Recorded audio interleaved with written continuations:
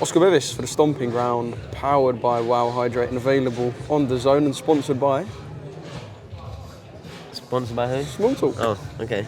I mean, we're on the Small Talk set. I didn't know where you thought I was going with that. I thought you was like a side part of Small Talk, really. I'm not involved in the clique, mate. Nah, no. I'm on the outside. You could have, but... One day. One day. Something about you being untrustworthy or disloyal. Were they hinting at there, Sonny? No. That's not what was it? That's not what he said. I feel like there's if you didn't understand the story, it was quite confusing. No, me and Kevin had words on Insta just because he started talking like he's this big killer, he's going to wire his jaw shut, like... But he's not that guy, he's a good boxer, he is. But the reality is, the reason why he got dropped by MATCHROOM is because he weren't taking no fights. Turned down Troy, then tried going to Sky, they weren't interested in signing him, come back, had to fight Troy. And then he's thinking he's walking into a contract and walking into the future. They dropped him, they didn't care about him. And the only reason this fight's happening, they wanted 10 rounds. They wanted more money. They were trying to get out of it. But when he took that last-minute replacement, when Ish got injured against Kelly, he was locked in contractually to take that fight for this fight. So they had nowhere to run. They had no leverage. They had no arguing, bargaining room. He was made to take this fight. If he didn't take this fight, he would have breached the contract. Do you know what I mean? So this was a fight for Ish that he would have had at any time. Ish hasn't turned down a single fight. As we've seen. We're in Belfast. We've got the rounds that we wanted, the 12 rounds. Ish is the home fighter. He's with the promoter. Ajako was just here selling a few tickets. Do you know what I mean? Because of the location, it makes sense. I mean, Ish will be walking to the ring second. You know what I mean? Kevin was the one saying that it was Ish who he sees as someone who's in the sport just for a few quid. He's mad because he took opportunities that would have passed Kevin's plate as well. But Kevin would have been asking for X, Y, Z more. Nah, I'm not taking that. That's what happened. Everyone got offered them fights. Ish just didn't negotiate. He just said yes to the first offers both times. He's in it for legacy. He's in it to come from a bad beginning to turn it into something positive. He doesn't walk with the ego that it has to be perfect or he has to be undefeated like a Kevin does, picking and choosing his moments, picking and choosing the fight, saying, oh, he's in it for the money. But Kevin's turned down this fight twice previously. And was that financial? Well, that was his reason. He said it, oh, I know my value. No, you just didn't want to fight. They was begging. I've seen on the message, they were begging for 10 rounds. But they was locked in. They didn't have a choice. They didn't have an opportunity to pull out. Kevin's only on this card because of Ish. That's it. What happens in the ring? Is it a firefight? Not if Kevin has any way, his way about it. He'll be trying to keep the distance as much as possible. He'll be looking to not engage.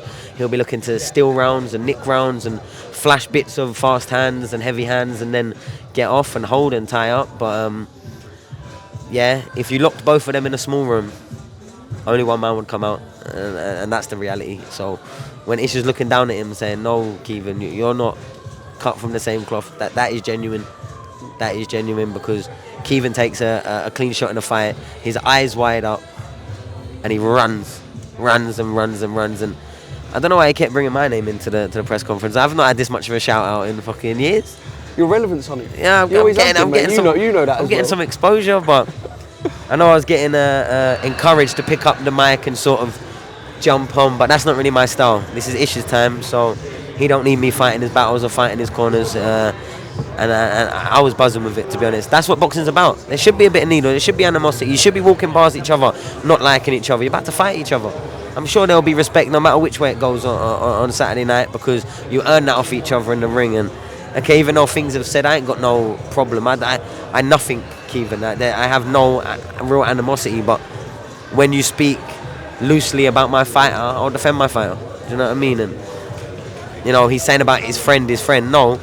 Ish said that Sonny shouldn't have said that comment about you getting stabbed and not doing nothing, which I probably shouldn't have, but the way he was trying to lie and trying to angle a situation that he weren't there for, don't really know the truth of what actually happened or went down, and trying to bring people's names in it in the conversation, that if a phone call came from the person he tried bringing his name in, he would shit himself, he wouldn't turn up on a Saturday night. That's the reality.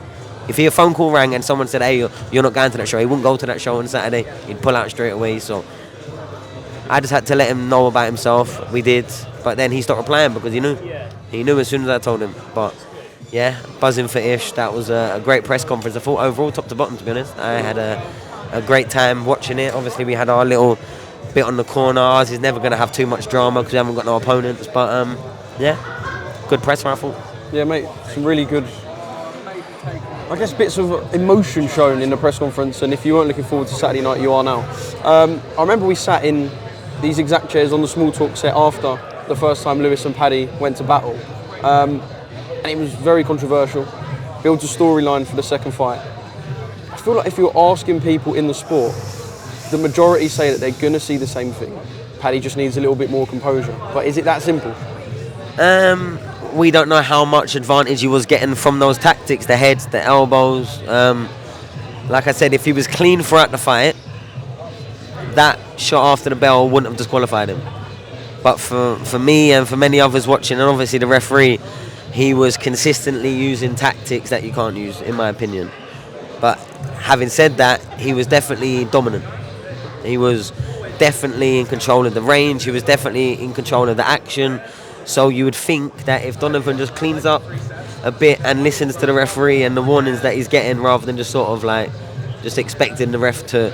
The ref warned him like a couple of times, no more, and he was still doing it consistently. So I think if he cleans up that little bit of dark arts potentially, then I can't see anything other than a Donovan win. But does a Donovan win mean a Donovan stoppage to you? Does a Donovan win mean a Donovan stoppage to you? I don't know. I'm not sure. It looked like he was getting close to it last time, but there was a lot of damage done by heads and elbows. His face was swollen up, it was cut, there was blood, like his vision was infringed. There was, you know, a lot of damage done, and it weren't just by punches, but potentially. But at the same time, Froch, if he hits you, he can really hurt you, and who knows, apart from them two, what they were both feeling inside the ring at that day. World welterweight title, bring it on. Canelo Crawford, thoughts? I don't like talking about when there's such skill on the line. Do you know what it is? This is like my third or fourth interviewing with that same question, and it gets to the point where, you know, when you keep speaking about the same thing, you're never going to give the same answer. But not as in-depth one. I'll ask you this: since the fight's been not even announced, since the fight's been rumoured, have you ever changed your opinion? Is it one of them where you've changed it as it gets closer? I think you have to favour Canelo, but I want Crawford to win. Why Crawford? I don't know. Something about him you like? Or? Zeroed fouls, drug sheet, drug tests. You know what I mean? And he's done it the hard way. Nothing was given to him. Nothing was platformed around him. He had to go and just keep beating people. And that's what he really did. You know what I mean? He's a fantastic fighter, and one I'm a fan of. I'm a fan of Canelo as well, but I just think there's a massive grey area around the whole team. Like, I was on commentary when Galal got beat by Francisco Rodriguez, and his punch output breaking records, and every punch was heavy. They was all accurate, and it was all dangerous, and some of them shots he was landing in the last round was really, really scary for saying he was 12 rounds in a fight. I just pointed at his gloves, no boxing, no life. Well, he's probably on something. 2 weeks later, failed drug test. Oh, and by the way, he failed his drug test for his last fight as well. But no one was told. They kept it under wraps, went from different commission, and no one knew, but they knew. They knew that they cheated last time. They knew that they cheated this time. But they still get in the ring and feel no way about absolutely levering people. And I don't know, it just seems like a semi-consistent theme. Why is that? I don't know. I'm not, accusations. I'm not throwing them anywhere. But it's like, I got drugs tested 50, 60, 70, 80, 100 times potentially in my professional boxing career. And I never sweated and nothing ever came back. Probably why I went punching 1,500 power punches a fight. Probably why my body started falling apart. Probably why a lot of things, maybe potentially, but I don't know, over there it just seems like they don't really care about cheating. That's what it seems like anyway. Do you know what, can I ask you a question about that? So you've never been one to have a filter, and I think that's why you've done well in a media sense after the sport. Did you think about what was going to come out of your mouth when you suggested that Rodriguez might... Is it something you thought about, or was it no, but to me it was obvious. I was watching a fighter. But did you think in your head, right, I've seen this, I'm going to say this now on broadcast? No, I just freestyle. I don't preempt nothing, Oscar. I'm reactive. Whatever's in front of me, I'm reacting. Apart from that, on the tip of your tongue, my mind's not even thinking about anything. My mind's thinking about something in my personal life, maybe. Like, I just react. With boxing, I understand what I'm seeing, and when you saw the punch stats, it was ridiculous. And then when we go back, Julio Cesar Martinez failed a drugs test after boxing my brother. Canelo's failed a drugs test. I don't even want to start naming, but there was a whole list of them. And they all come from the same sort of channel of team. And it's like, well, that can't be coincidental. How many still City fighters have failed a drugs test? None. And if they ever did, they'd get kicked out, because you're not going to tarnish the reputation of the whole gym because of your actions. When a gym stands by the fighters that are failing, you know they're kind of involved, in my opinion. But what do I know? I'm just a conspiracy theorist. Tinfoil hat.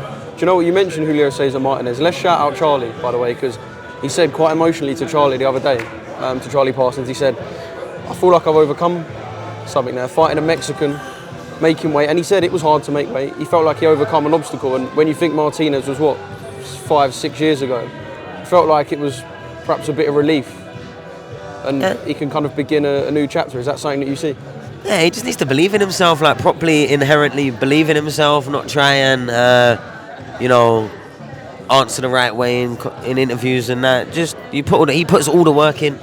He puts all the work in. He measures every gram of rest that he's having 9-10 weeks out. He is intense. And that's why I've always probably performed better in my career when I've got my brother near me. Even if we might argue, might fall out, whatever. Because he raises my level and my standard. Because just like I was doing when I was 10, 11 years old, I never try beating him. I just run behind him. And no matter what he's doing, it's intense. And he puts a lot into it, and his whole heart and soul is into boxing, and I'm proud of him. I was gutted that I couldn't be there, but he knows that, look, we share the same manager. Anto was over there looking after him, and I had to be with Brad and Leo because, Ash hasn't had the most experience. His only pro fight week before Sunderland was Leo's debut, so I had to be there as feet on ground, but I was sat there watching it shout out Larry, the driver, as well, was sat there watching it with me, and I was made up. I thought he boxed terribly the first round. Stepping in with a jab. He knows a little bit of me dies inside every time he steps in and throws a jab. And as soon as he just had his toe in the ground, he was popping out of his shoulder, scoring nice shots, making them miss, moving when he wanted, switching the angle and hitting him through the middle.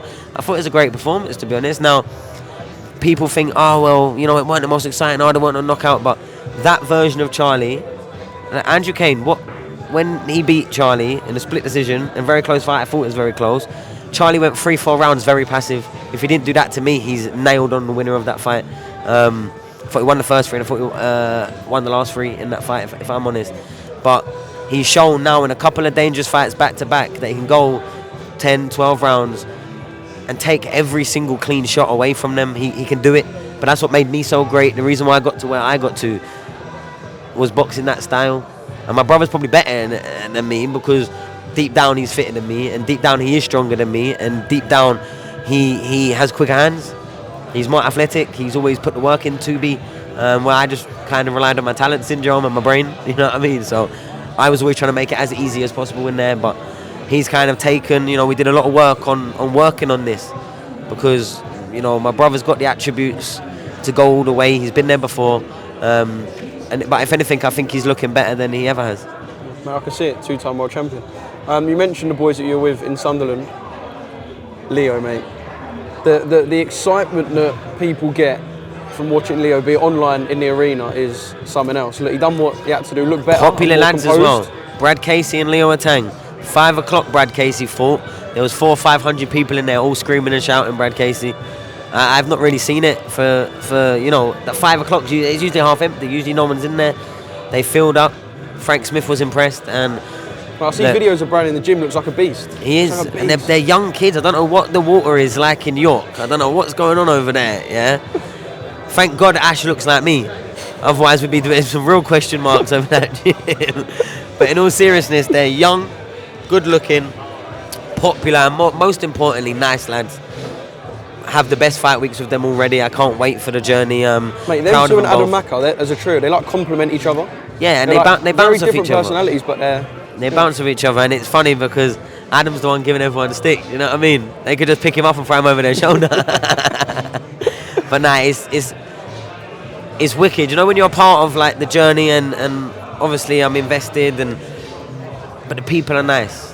You know what I mean? I can't work for people that I don't think are nice. I can't really champion them the way that I need to be able to champion a fighter as a manager, as an advisor, whatever you want to class me as. But yeah, loved that fight week. I thought the card was great, to be honest, Oscar. One of the best cards for enjoyment factor that I've been to in a long while, and I think this is going to match that as well, I think. Yeah. Just quickly on this Moses Atalma stuff, so it's good that there's interest, because that could be our AJ, or probably will be our AJ Fury. I've had people in group chats that don't realise that I'm Leo's manager after Moses has just beaten Dillian White, going, we need to see the Atang fight. Leo's 1-0, you know what I mean? And it is great. Like, how does it sit with you? Because it's good that people are interested. It's but good bear in mind, if you look where that narrative's coming from, it's not coming from inside our team. I understand that, and I'm telling Leo, look, don't let it, because he doesn't want to be disrespectful. We're on the Leo Atang show. Everything that Leo's going to do is going to be based on him and the best for him. We're not trying to keep up with no one. We're not in competition with no one right now, apart from each fight, one at a time, going through the steps and the stages of his boxing career. But genuinely, it's great that the UK have two heavyweights that they're so excited about already, and neither of them have hit their 21st birthday yet. Do you know what I mean? Like, the future seems very safe in the heavyweight division. How old am I? Yeah. 29. Okay. So you could be nearing 40 when they have their big undisputed. And then I can retire off into the sunset. You know what I mean? Come on, Moses. Make sure there's a lot of money on that table. No, but they're both great for boxing. Moses is a phenomenal fighter, but they both share the same characteristics that a lot of heavyweights don't. They started boxing when they was in a body more the size of mine. So they managed to maneuver it at 40, 50 kilos when they was first boxing. They managed to maneuver it like a flyweight. And then as they've got bigger, okay, they might have lost a little bit of the flexibility, the range, the ease of motion, but they've still got a lot of it. And I think that's what you're showing the difference between, say, like an AJ, absolute legend, but he started boxing when he was pretty much fully developed. He would have been 6'4", 6'5", 6'6" when he first laced on a pair of gloves. So he can only ever move like a big person in a boxing ring. Now Leo and Moses, they both share that, kind of similar to a Tyson Fury. Start fighting young when you're far smaller than you are, and then you just have that control of your body a lot better. And I think that's a massive, massive plus for any heavyweight when they start young and when they start early. Any fighter anyway, but particularly in the heavyweight division, because usually the people that start late just can't keep up with the movement, the rhythm. It almost seems impossible for them. Can't wait to see. Hello, mate. Make sure you blur my face out on that vlog. Tell him. Why? You're always. I don't get paid for that for the impersonators. I know, but I do this for the love of the game. Okay. I'm not a vlogger. Final one. I know you said there's questions you've been asked a few times by other people, and this might be one. Darren Till, Cole Froch? What about it? Thoughts? I don't think Cole Froch will fight him. If you could put a figure on what you believe it would take, I know this is guesswork, what you believe it would take Cole Froch to get in the ring, what would that figure be? Probably like 15, 20 mil. 15 million? He's retired and he has money. So you're saying he would go for 10? From what I know from being on GB, Carl looked after his pennies and his pounds. Okay. Do you know what I mean? He made sure it was always going somewhere right, not on the club, not on the designers' clothes, and not on ridiculously expensive holidays. A clever man with his money, so he don't need to come and just fight and put on a show. Like, he's done it. He's been in the ring against the. He's been in the ring. Prodding at him. Nah, not really, because Carl loves it. He does, yeah. Carl loves it. Oh, you're calling me out? I'm walking out. Yeah. I was sat ringside until you started calling me out. Now I'm walking out. Yeah, eating an apple. Carl's the man. But Darren Till is a dangerous handful of a person. But obviously, Carl's been retired for what, 5-6 years now? They're not going to get my retirement for anything less than the stupid money. And rightfully so, man. Because not only did he go and do it the hard way and for all the names and for anyone and everyone, he did a very good job of doing it. And we probably haven't really had a tougher, tough man represent British boxing as Carl Froch. I don't think there has been one. He could walk through a sledgehammer and still be there and would still be going. Like, technically, he was never the best. He never claimed to be. But he was so hard and he hit so hard that he didn't need to be. He could just put his hands down, let him in the face, and just whack him when he was in front of him. And yeah, I'm a big fan of Carl Froch and Carl Froch's career, man. Yeah. But yeah, he won't get out of bed for nothing less than a 20, I reckon, a clean 20. Yeah, you got to remember, he made dough. He made money, and his investments have definitely, appreciated. 100%. He's not soft with money. He's not soft, so they're not going to be able to chuck him like here's a couple of $100,000 and I'll come out and do Misfits. Yeah, fucking right. Yeah, fucking right. We want Wembley booking again. Fuck's sake. With extra seats.